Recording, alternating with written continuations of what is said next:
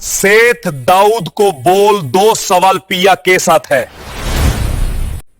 सेठ दाऊद को वो बोल, 2 सवाल आजाद है। सेठ दाऊद मेरा कुछ नहीं बिगाड़ सकता।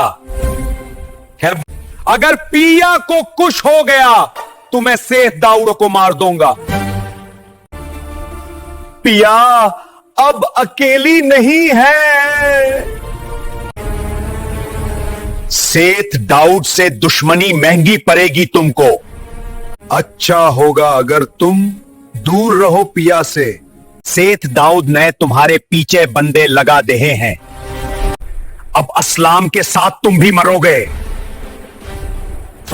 जब प्यार किया तो डरना किया, और मैं किसी से नहीं डरता। इश्क में मेरी जान भी हाजिर है। बोल, 2 से तुम्हें जोक करना है कर लो। सेठ दाऊद को बोल दो, 2 सवाल पिया के साथ है।